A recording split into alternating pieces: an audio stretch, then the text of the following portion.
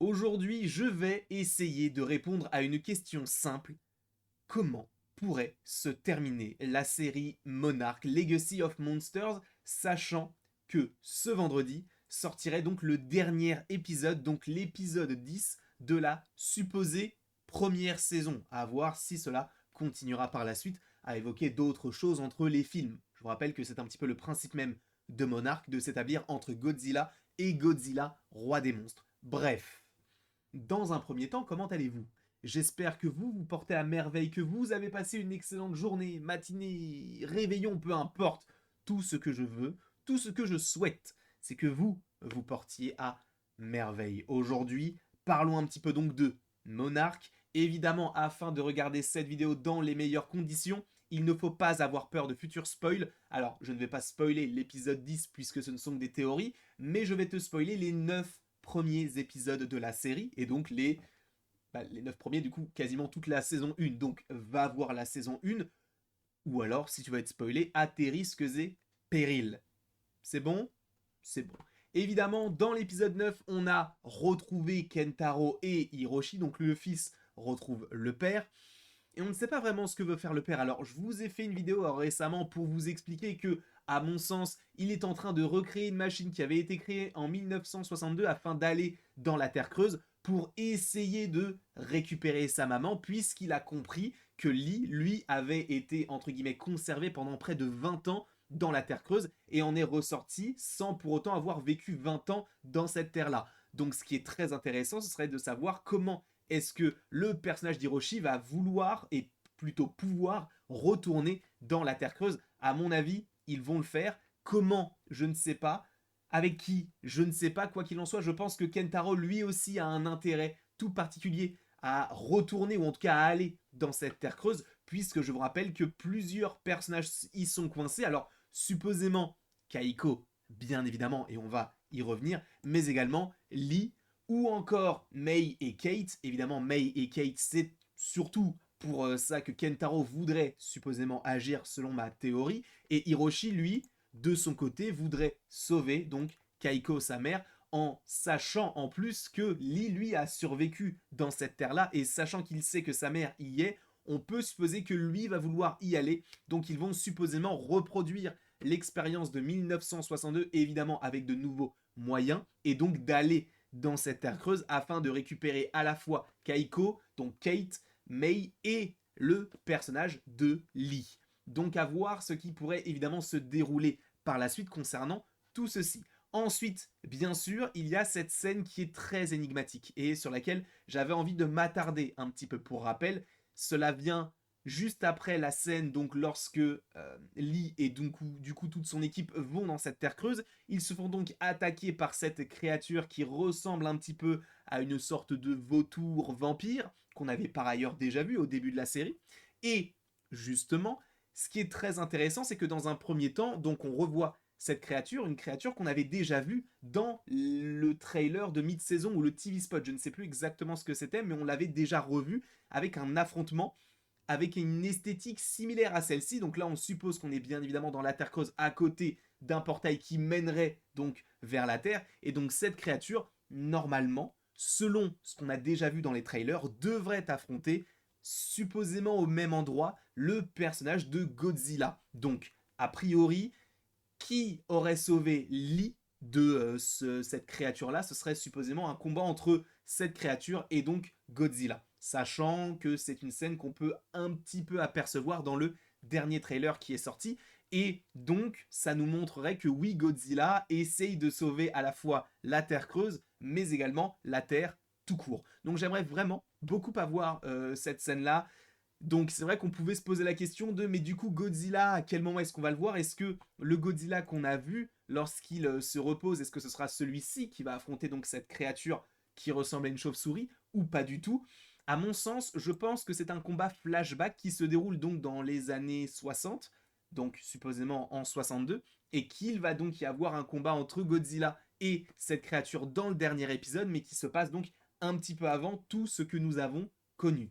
Encore une fois, cela ne reste que des suppositions. Je ne dis pas que cela va arriver de cette manière-là. Il est possible que cette créature même existe depuis des années, se soit reposée et boum, Godzilla arrive. Mais je trouverais ça beaucoup plus logique que on est cette créature et ce temps-là dans les années 60, il ne manque plus que Godzilla. Alors que si on a les 3 éléments qui viennent à la toute fin, bah, je trouverais ça un peu tiré par les cheveux. Donc, à mon sens, le combat entre Godzilla et cette créature devrait supposément intervenir dans le passé, et c'est pourquoi donc Lee a pu retourner, à mon sens, sur Terre et a pu ne pas se faire dévorer par cette créature. Sachant que, évidemment, Kaiko, elle, ne s'est pas fait dévorer par les créatures, on a compris qu'elle avait réussi à survivre, alors vu qu'elle a un nouvel habit, on ne sait pas comment est-ce qu'elle a pu se créer ça, est-ce qu'il y a une civilisation même de terriens, entre guillemets, sur la Terre creuse. On a l'impression qu'elle sait y faire, elle a créé un arc et des flèches, alors on ne sait pas depuis combien de temps elle y est, est-ce que le temps s'écoule de la même manière, mais du coup au niveau du corps ça ne se fait pas ressentir,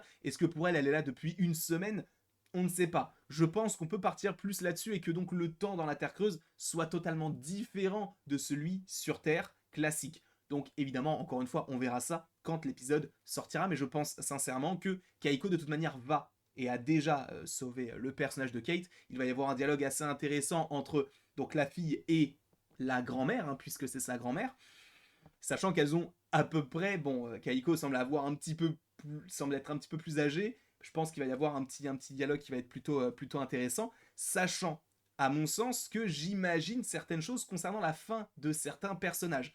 Par exemple, Kaiko, sachant que je pense que Hiroshi et Kentaro, avec l'aide de Monarch, vont directement essayer de retourner dans cette terre creuse pour les récupérer et donc les sauver, je pense que le personnage de Kaiko va finir par retourner sur Terre, hein, depuis toutes ces années où elle est sur la Terre creuse, va supposément aider de plus en plus Monarch à déceler l'emplacement de différents monstres, et ça pourrait être hyper intéressant dans une saison 2 à voir Kaiko dans notre temporalité à essayer de savoir où est Behemoth, où est telle ou telle ou telle créature, donc ça pourrait être très très cool.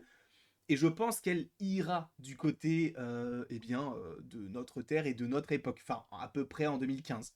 Sachant bien sûr qu'il y a également Kentaro, Hiroshi, tous ces personnages-là, je pense qu'ils vont finir par travailler pour Monarch, puisque Hiroshi, je pense que voilà, la manière dont il a de vouloir sauver sa mère, la technologie qu'il utilise, le fait qu'il ait déjà travaillé pour Monarch, ça va jouer supposément en sa faveur, là où Kentaro, lui, il a en plus de ça arrêté de travailler dans l'art, peut-être qu'il va vouloir s'engager du côté de Monarch pour essayer de prévoir et prévenir les futures arrivées de monstres. Est-ce que ce serait le cas notamment avec toute la petite team? Donc évidemment, on sait qu'il y a déjà le personnage donc avec les lunettes qui travaille déjà pour Monarch, genre lui je pense qu'il va rester du côté de Monarch. On a également la française qui est toujours vivante, donc on peut supposer qu'elle aussi continuera à travailler pour Monarch.